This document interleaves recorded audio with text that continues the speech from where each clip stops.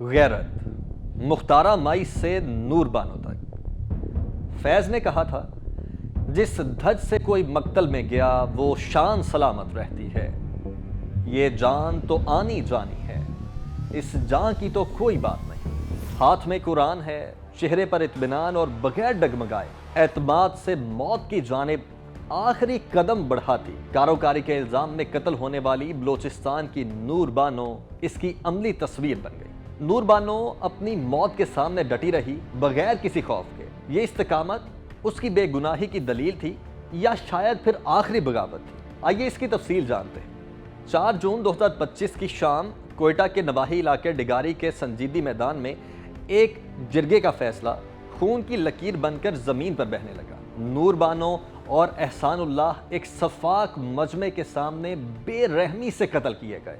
دلخراش واقعے کی جو ویڈیو سامنے آئی ہے اس نے پوری قوم کو افسردہ کیا۔ اس ویڈیو میں نور بانو کی آواز بھی سنائی دیتی ہے، صرف گولی مارو، اس کے علاوہ کچھ نہیں۔ شاید وہ اپنی عزت کی آخری لکیر کھینچ رہی تھی۔ وہ یہ جانتی تھی کہ موت ناگزیر ہے، لیکن اس نے اپنی جرأت سے قاتلوں کو چیلنج کیا۔ اسی ویڈیو میں ایک اور آواز گونجتی ہے، قرآن ان کے ہاتھ سے لے لو۔ یوں لگتا ہے کہ وہ اپنی بے گناہی کا آخری ثبوت پیش کر رہی تھی۔ مقامی سردار شیرباز ستکزئی کی سربراہی میں جرگے کے فیصلے کو 10 سے زائد افراد نے پایۂ تکمیل تک پہنچایا، اور قاتلوں نے اسے فخر سے ویڈیو میں ریکارڈ بھی کیا اور 35 دن کے بعد اسے سوشل میڈیا پر وائرل کیا۔ یوں لگا کہ جیسے یہ ان کی غیرت کی فتح ہو، لیکن یہ فتح تھی کس کی؟ ایک ایسے گھٹن زدہ نظام کی جو اپنی عورتوں کو عزت دینے کی بجائے ان کی جان لے رہا ہے، یا پھر ایک ایسی روایت کی جو کہ قانون اور شریعت دونوں کی توہین کرتی ہے۔ یہ صرف 2 انسانوں کی موت کی نہیں بلکہ اس پورے سسٹم کی بھی ہے جو کہ غیرت کے جھوٹے تصورات کی بھیڑ چڑھ رہا ہے۔ ویڈیو وائرل ہوتی ہے اور وائرل ہونے کے بعد وزیر اعلیٰ بلوچستان میر سرفراز بگٹی اس کا نوٹس لیتے ہیں اور پھر تحقیقات کا حکم دیتے ہیں۔ پولیس یہ بتاتی ہے کہ نور بانو کا تعلق ستکزئی جبکہ احسان اللہ کا تعلق سمالانی قبیلے سے ہے، اور نور بانو کو 8 اور احسان اللہ کو 9 گولیاں ماری گئیں۔ یہ المناک واقعہ کوئی 1.5 ماہ قبل یعنی کہ 4 جون کو ہوا، اور دونوں ہی مقتولین کو الگ الگ قبرستان میں دفنایا گیا۔ ایف آئی آر کے مطابق سردار نے اپنے فیصلے میں یہ کہا کہ یہ کاروکاری کے مرتکب ہوئے ہیں، انہیں قتل کرنے کا فیصلہ سنایا، اور پھر 15 لوگ ان دونوں کو لے کر سنجیدی میدان پہنچے، اور پھر 2 لوگ ان پر گولیاں چلاتے ہیں اور گولیاں چلا کر انہیں قتل کر دیتے ہیں۔ پولیس 15 سے 20 ملزمان جن میں سردار شیرباز ستکزئی اور گولی چلانے والا ملزم بھی شامل ہے، ان سب کو گرفتار کر چکی ہے۔ اور سب سے جو افسوسناک پہلو ہے اس سارے واقعے میں وہ یہ ہے کہ جو بانو کی والدہ ہیں وہ ایک اپنا ویڈیو پیغام ریکارڈ کرواتی ہیں جس میں وہ یہ کہتی ہیں کہ جو بیٹی کا قتل ہوا ہے وہ بالکل جائز تھا، یعنی ان کے قبیلے کی جو رسم و رواج ہیں ان کے عین مطابق تھا، اور جو گرفتار سردار شیرباز ستکزئی ہیں اور جو دیگر افراد وہاں پر موجود تھے جنہوں نے انہیں قتل کیا وہ تمام بے گناہ ہیں۔ اور یہ سب کچھ اس ملک میں ہو رہا ہے جسے ہم اسلامی جمہوریہ کہتے ہیں، اسلامی جمہوریہ پاکستان، جو اسلام کے نام پر بنا ہے، اور اس کی تعلیمات بہت واضح ہیں۔ جس نے ایک بے گناہ کو قتل کیا گویا اس نے پوری انسانیت کو قتل کیا۔ جو کسی بھی مومن کو جان بوجھ کر قتل کرے اس کی سزا جہنم ہے۔ جو کسی پر زنا کا الزام لگاتا ہے اور 4 گواہ نہیں لا پاتا تو انہیں 80 کوڑے مارو اور زندگی بھر دوبارہ گواہی قبول نہ کرو۔ اب گواہی کے لیے بھی کچھ شرائط ہیں، ان میں یہ ہیں کہ گواہ عاقل ہونا چاہیے، بالغ ہو، اسلامی معاملات کی سمجھ بوجھ بھی رکھتا ہو، دیانتدار بھی ہو اور مشاہدہ رکھنے والا بھی ہو۔ گواہ کے اتنی سخت شرائط سے اسلام میں جان کی حرمت کا اندازہ آپ بخوبی لگا سکتے ہیں۔ نبی کریم صلی اللہ علیہ وسلم تمام جہانوں کے لیے رحمت بنا کر بھیجے گئے۔ آپ نے فرمایا کہ تم میں سے سب سے بہتر وہ ہے جو اپنے اہل خانہ کے ساتھ اچھا ہے۔ حجۃ الوداع کے موقع پر بھی آپ صلی اللہ علیہ وآلہ وسلم نے فرمایا کہ عورتوں کے ساتھ بھلائی کی وصیت کو لازم پکڑو کیونکہ تم نے انہیں اللہ کی امان کے ساتھ لیا ہے۔ اسلام نے تو عورتوں کو وہ حقوق دیے جو کہ 1400 سال پہلے کسی اور معاشرے میں ناقابل تصور سمجھے جاتے تھے۔ وراثت کا حق دیا، تعلیم کا حق دیا، حتیٰ کہ شادی میں بھی رضامندی کا حق دیا۔ آپ نے فرمایا کہ عورت اپنے شوہر سے علیحدگی مانگ سکتی ہے اگر وہ اس کے ساتھ خوش نہیں ہے۔ اگر کوئی الزام ہو تو شریعت 4 گواہوں کی ضرورت بتاتی ہے۔ اگر شوہر کو شک ہو تو لعان کا طریقہ کار موجود ہے۔ کوئی بھی فرد یا خاندان اپنی مرضی سے قتل کی سزا بالکل نہیں دے سکتا۔ ہر فیصلہ صرف قاضی یا عدالت دے سکتی ہے، لیکن ڈگاری میں نہ تو گواہ تھے، نہ ہی عدالت تھی اور نہ ہی شریعت، صرف ایک جھوٹا تصور، غیرت جو خون کی پیاس مانگتا ہے، جس کی جڑیں ہمارے قبائلی اور جاگیردارانہ نظام میں پیوست ہیں اور نشانہ زیادہ تر خواتین بنتی ہیں۔ ونی یا سوارا میں جھگڑے کے حل کے طور پر لڑکی کو مخالف قبیلے میں شادی کے طور پر دیا جاتا ہے۔ کسی مرد یا عورت پر ناجائز تعلق کا شبہ ہو تو دونوں کو ہی کاروکاری کہہ کر مار دیا جاتا ہے۔ بعض علاقوں میں تو جہالت اس حد تک ہے کہ خون کے بدلے لڑکی دی جاتی ہے، اور یہ سب کچھ اس غیر رسمی نظام انصاف یا جرگے کے تحت ہوتا ہے جو پشتون علاقوں میں پشتون ولی کے تحت چلتا ہے، حالانکہ یہ سماجی نظم قائم رکھنے کا بنیادی ادارہ تھا۔ اگر ہم اس کے ارتقاء کی کچھ بات کریں تو انگریزوں نے جرگہ کے نظام کو قبائلی علاقوں میں عدل و انصاف کے لیے ایک مؤثر ذریعہ سمجھا۔ سر رابرٹ سینڈیمن نے اسے منظم کیا اور پھر اس کے فیصلوں کو سرکاری سطح پر نافذ کیا۔ 1901 میں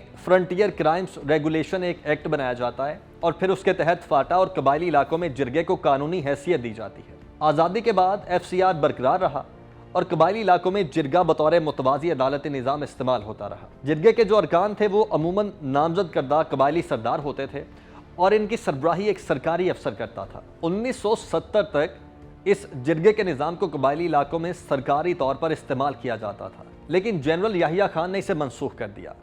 اس کے باوجود بھی خیبر پختونخوا، بلوچستان اور سابقہ فاٹا میں 90% تنازعات اب بھی جرگے کے نظام کے تحت حل ہوتے ہیں۔ ڈگاری وہ پہلا واقعہ نہیں ہے جس سے ثابت ہوا ہے کہ قانون کی رٹ کمزور ہی نہیں بلکہ خاصی کمزور ہے۔ آپ کو مظفر گڑھ کی وہ مختارہ مائی تو یاد ہوگی۔ پنجاب کے میر والا گاؤں میں 2002 میں مقامی جرگے نے بھائی کے غلط کام کی سزا مختارہ مائی سے اجتماعی زیادتی کی شکل میں سنائی۔ مختارہ مائی کا 6 لوگوں نے گینگ ریپ کیا۔ مختارہ مائی نے عدالت کا دروازہ کھٹکھٹایا، 6 ملزمان کو سزا ہوئی۔ بعد میں عدالت نے 5 کو بری کیا اور 1 کی عمر قید کی سزا کو برقرار رکھا۔ یہ پہلا کیس تھا جس میں جرگہ فیصلوں کو پاکستان میں قومی سطح پر سوالات کے دائرے میں لایا گیا۔ خیبر پختونخوا کے ضلع کوہستان میں 2012 سے موبائل فون سے بنی ایک ویڈیو سامنے آئی۔ غالباً ایک شادی کی تقریب میں شامل 3 لڑکے رقص کرتے جبکہ 5 لڑکیاں گانا گاتی اور تالیاں بجاتی ہوئی نظر آتی ہیں۔ جب یہ ویڈیو منظر عام پر آتی ہے تو مقامی جرگہ بیٹھتا ہے اور اسے غیرت کا مسئلہ قرار دیتا ہے اور ویڈیو میں نظر آنے والے لڑکوں اور لڑکیوں کے قتل کا حکم سنایا جاتا ہے۔ ایک لڑکے کے بھائی افضل کوہستانی نے اس ظلم کے خلاف 9 سال تک جدوجہد کی۔ افضل کوہستانی کے 3 بھائی شاہ فیصل، شیر ولی اور رفیع الدین بھی جنوری 2013 میں مبینہ طور پر لڑکیوں کے قبیلے والوں کی جانب سے قتل کر دیے گئے۔ آخرکار 2019 میں 3 ملزمان کو عمر قید ہوئی۔ افضل خود بھی 2019 میں قتل ہو گیا۔ 2016 میں سوشل میڈیا پر سرگرم قندیل بلوچ کو مظفر گڑھ میں اس کے بھائی محمد وسیم نے خاندان کی عزت خراب کرنے کے جرم میں مار ڈالا۔ 2 جون 2025 کو مشہور ٹک ٹاکر ثنا یوسف کو اس کے گھر میں فائرنگ کر کے قتل کیا گیا۔ یہ واقعہ اس کی 70th سالگرہ کی شام کو پیش آتا ہے۔ سلمان عمر حیات صرف اس سے دوستی کرنا چاہتا ہے لیکن دوستی نہ کرنے کے غصے میں اسے قتل کر دیتا ہے۔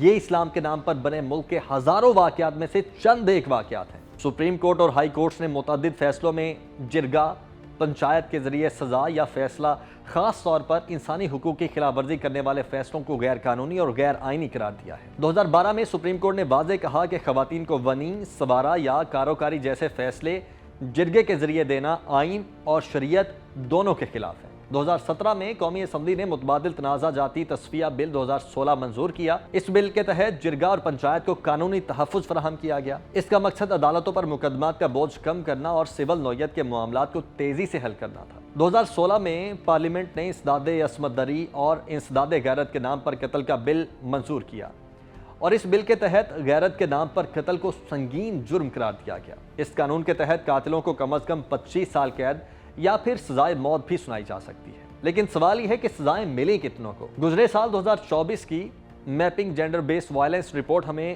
कुछ नहीं सब कुछ बताती है। पाकिस्तान में सिनफी बुनियाद पर तशद्दुद के रिपोर्ट शुदा केसेस रिपोर्ट हुए 32,617 और गैरत के नाम पर कत्ल हुए 547। सबसे ज्यादा पंजाब में 225 खवातीन को गैरत के नाम पर मारा गया और सजाएं सिर्फ और सिर्फ 2 को मिली। खैबर पख्तूनख्वा में 134 खवातीन गैरत की भेंट चढ़ गई, बस 2 ही कातिलों को सजा मिली। बलोचिस्तान में गुज़श्ता साल गैरत के नाम पर 32 अफराद कत्ल हुए मगर सजा सिर्फ 1 को मिली। सिंध में 1781 केसेज में 134 गैरत के नाम पर कत्ल हुए मगर 1 को भी सजा ना मिल सकी। वफाकी दारुल हुकूमत इस्लामाबाद में 22 गैरत के नाम पर कत्ल हुए, 1 को भी सजा ना मिली। और इस सब में अफसोसनाक पहलू ये है कि गैरत के नाम पर कत्ल केसेज में कन्विक्शन रेट सिर्फ 0.5%, यानी कि 100 में से 10-20 भी नहीं, 1% से भी कम कातिल सजावार ठहरे। बाकियों को या तो बाइज्जत बरी किया गया या फिर उनको माफ कर दिया गया। सजा हो भी कैसे जब तफ्तीश का मयार नाकिस है, कातिल भाई, शोहर या बाप हो और कानून पर अमलदारी ब्राय नाम हो।